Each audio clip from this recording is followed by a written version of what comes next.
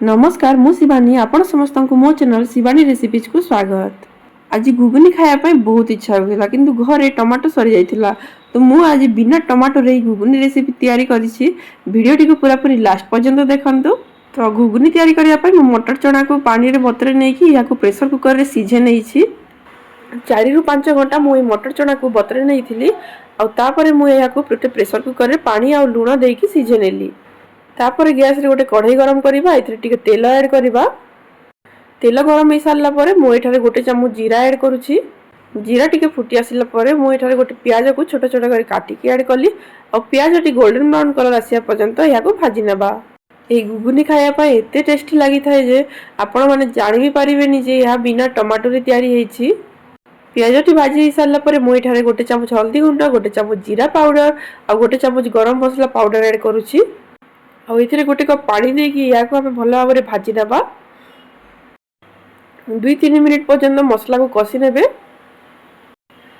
तापर हमें इथिरे गोटे सीक्रेट इंग्रेडिएंट ऐड करिबा टमाटो जगह रे।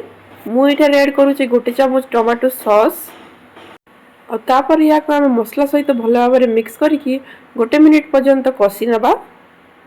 आ इथिरे बे हमें ऐड कर देबा सिझे कि रखिथिबा मटर चना और या को मध्ये भलो भाबरे गोटे रु 2 मिनिट कसी नेबा।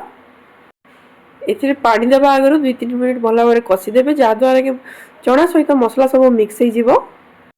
आज काली मार्केट रे मध्ये टमाटो बहुत रेट हेछि तो आपण माने एही प्रोसेस रे बिना टमाटो रे कोनोस भी सब्जी तैयारी करि परिबे। एबे हमें एथिरे स्वाद अनुसार लूण ऐड करिबा आ गोटे कप पानी मु एठारे ऐड कर दोछि आ या को भलो भाबरे मिक्स कर नेबा और तापर या को कवर करके 3 रु 4 मिनिट पर्यंत बॉयल हेबा पई छाड़ीबा। ग्रेवी को मोटा करिया पई मु एठारे गोटे मिक्सचर रेडी करूछि। गोटे गिना रे मु एठारे गोटे चामच बेसन ऐड कली और तापर एथिरे हम 2 रु 3 चामच पानी ऐड करिबा और या को भलो भाबरे मिक्स कर नेबा। बेसन और पानी को भलो भाबरे मिक्स कर देबे और बेसन रो लम्प सब मिसिबार अछि नहिले या ग्रेवी रे भासीबो। तो ए मिक्सचर को एबे हमें घुगनी रे ऐड करिबा। यह पकेला मात्र ही ग्रेवीटा थिक हेबा पई लागिबो। होटल रेस्टोरेंट रे एही मिक्सचर ही ऐड करंती ग्रेवी सब को मोटा करिया पई। एठी देखो तो मु ए मिक्सचर को मिक्स कर नेली आ घुगनी रो ग्रेवीटा पूरा पूरी थिक हे जाईछि। एबे हम इहा को गोटे सर्विंग बाउल रे काढी नेबा। केते टेस्टी घुगनी बडी की तैयारी हेछि आपण माने एठी देखि पारुथिबे पूरा पूरी थिक ग्रेवी आ मटर चना मध्ये पूरा भलो भाबरे सिझिछि। एही प्रोसेस रे आपण माने थरे घरे निश्चय ट्राई करिवे बहुत बढ़िया लागिते खाया पाए आ बहुत इजी प्रोसेस शीघ्र तैयारी हे जिवो। मते तो घुगनी बहुत भल लागे मोरा फेवरेट। आपण माननको पसंद कि नाही मते कमेंट रे लिखि के जणैबे।